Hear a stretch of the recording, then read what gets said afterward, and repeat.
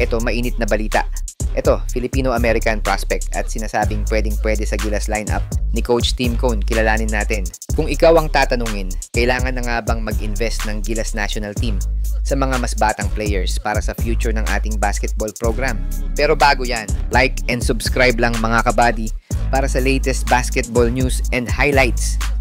Sa taas na 6'4" at naglalaro bilang guard at small forward sa UP Fighting Maroons, unti-unti na ngang nakikilala si Jacob Bayla, hindi lang sa Pinas, kundi sa international basketball din. Ano na nga ba ang balita sa kanya? At bakit nga ba sinasabing isa siya sa mga magiging big thing ng Philippine basketball ngayon? Last April 2025, naimbitahan si Bayla sa Adidas Nations Cup sa Tokyo at hindi lang siya basta naglaro dahil inukit niya ang kanyang pangalan sa tournament na yon, averaging 15 points per game at napili pa bilang best 5 ng naturang basketball camp. Si Jacob lang ang nag-iisang non-Japanese player sa camp na napasama sa listahan ng best 5, kaya naman all eyes ang mga scouts sa Filipino-American cager na si Bayla nang dahil sa ipinakita nitong skills sa shooting, defensive versatility at composure sa laro. Paano nga ba napunta si Jacob sa Adidas camp? Last February 2025, pumirma si Bayla ng multi-year endorsement deal sa Adidas na nag-tie up sa kanya para mapabilang sa mga Adidas basketball camp, hindi lang sa Asia kundi sa buong mundo. Last week nga lang ay nakakuha ng imbitasyon si Jacob sa Adidas Eurocamp sa Italy. At ito ang isa sa mga pinaka-prestigyosong basketball development camp para sa mga international prospects.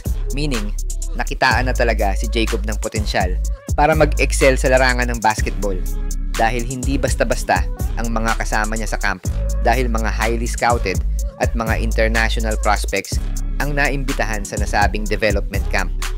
Nagkataon nga na nakilala pa niya sa camp ang NBA superstar na si Derrick Rose na pangunahing mentor sa camp, dahilan para magkaroon palalo ng kumpiyansa si Jacob na mag-improve at bitbitin ang bandila ng Pinas sa Europe. Ayon sa mga insider ng Adidas camp, isa si Jacob sa mga nagpakita ng maturity sa laro, lalo na sa depensa, at hindi nga daw ito natitinag kahit mga top NBA prospect pa ang mga nakalaban nito sa camp.